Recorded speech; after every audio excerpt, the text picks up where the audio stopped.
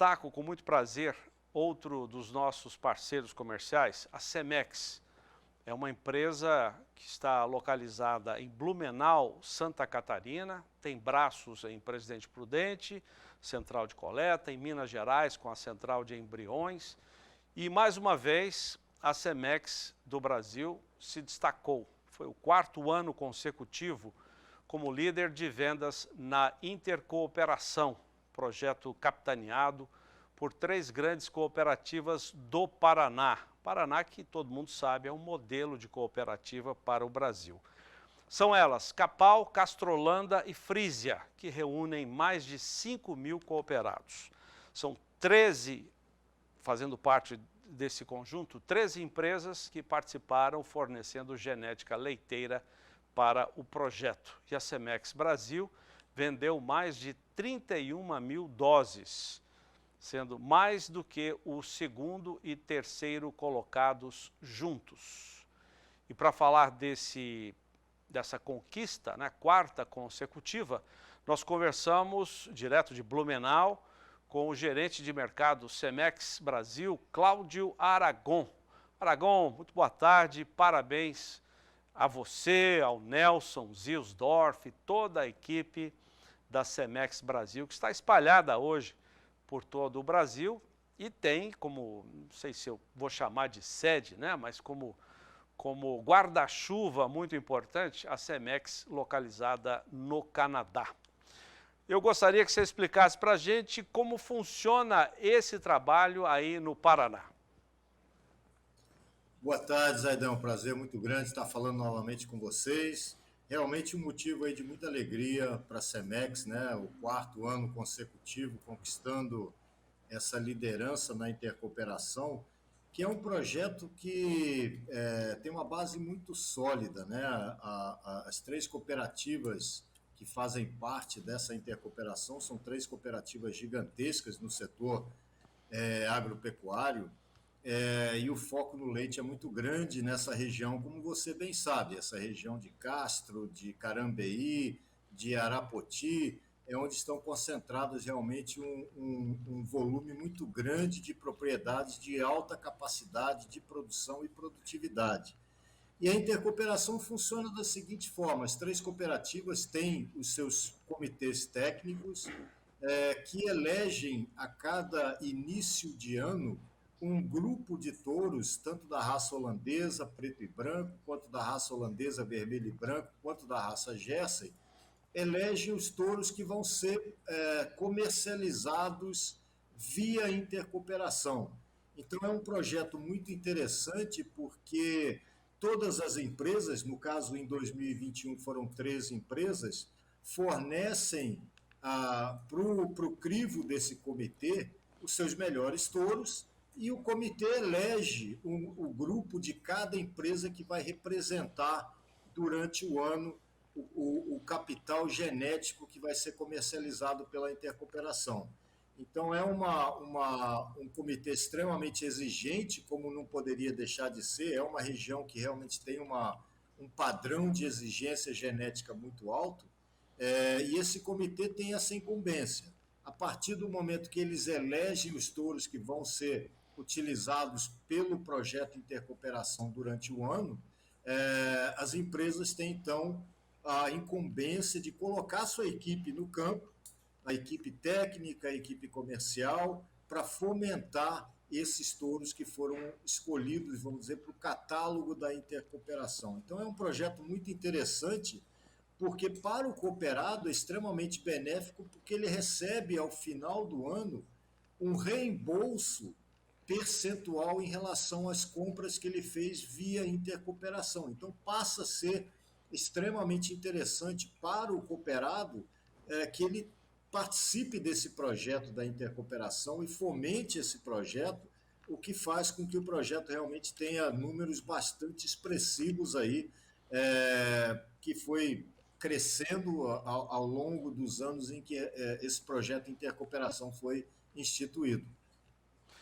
O Aragon, o Paraná, pela sua tradição de cooperativa, trabalha muito inspirado no modelo da Europa, onde a inseminação artificial para o gado leiteiro, principalmente, é muito forte. O pecuarista de leite nem sempre tem o reprodutor, mas ele usa o sêmen de touros aprovados. E o Paraná, a gente percebe que segue um pouco esse modelo. Existe alguma diferença do uso da inseminação artificial no Paraná e demais estados brasileiros? Olha, realmente o Paraná é um estado que tem um percentual muito alto de inseminação artificial no rebanho leiteiro.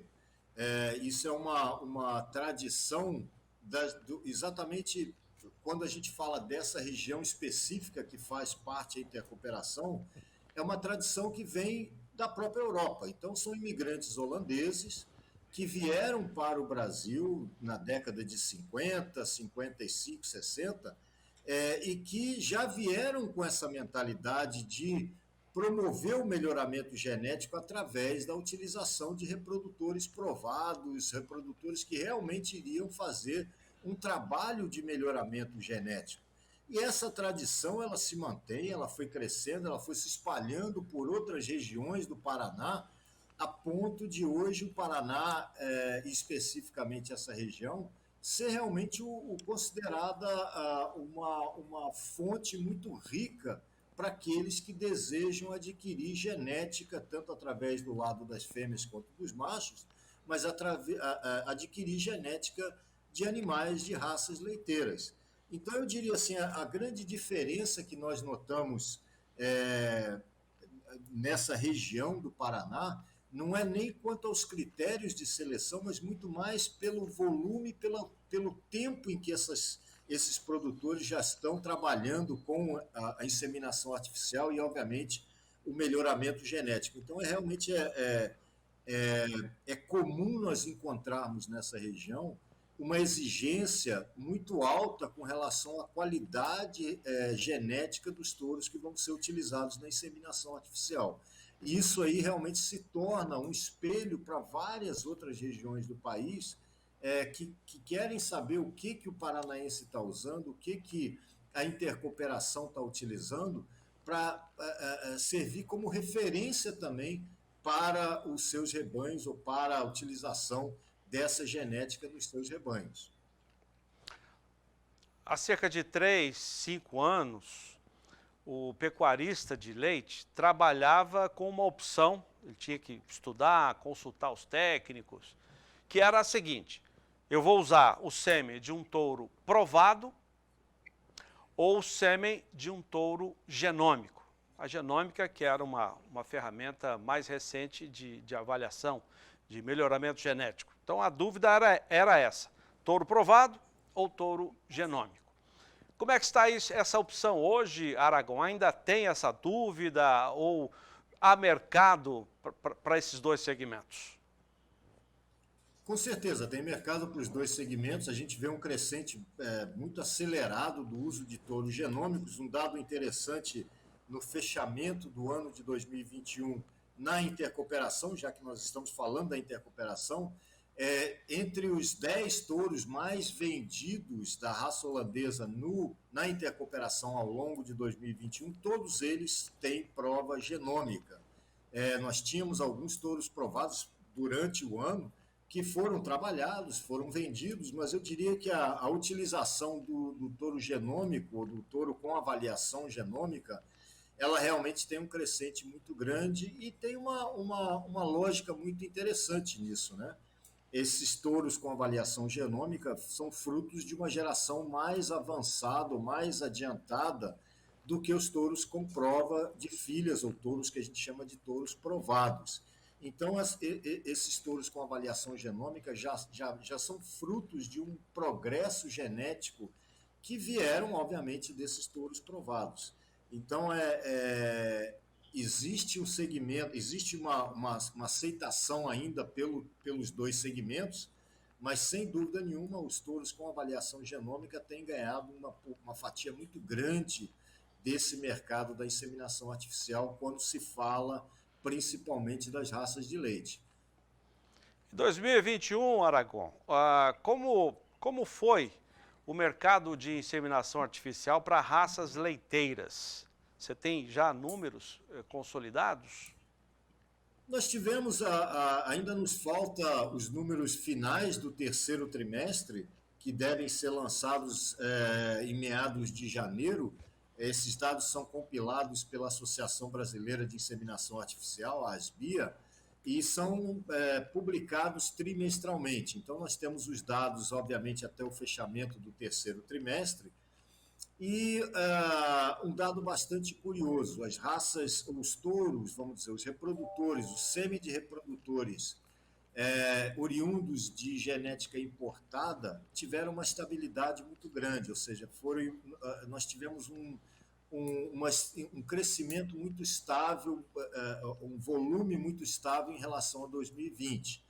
Já as mesmas raças holandesas, Jersey, de touros que foram coletados em centrais aqui no Brasil tiveram um crescimento muito mais acelerado.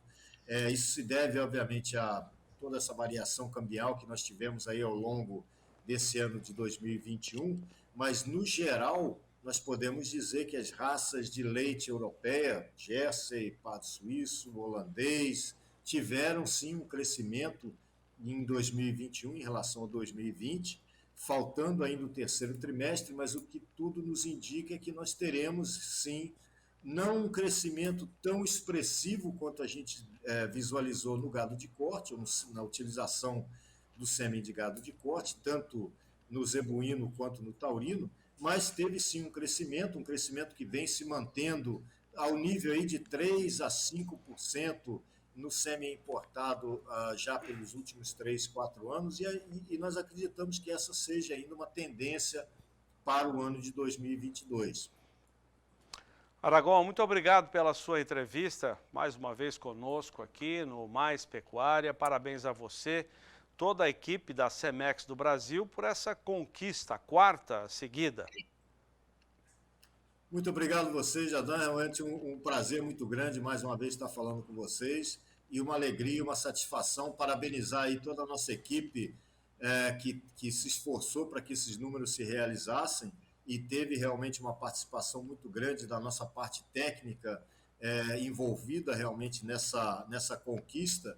E vamos aí rumo a 2022, já estamos na pré-seleção dos nossos touros, já estamos aí trabalhando para que a gente consiga repetir esse feito aí também em 2022. Muito obrigado.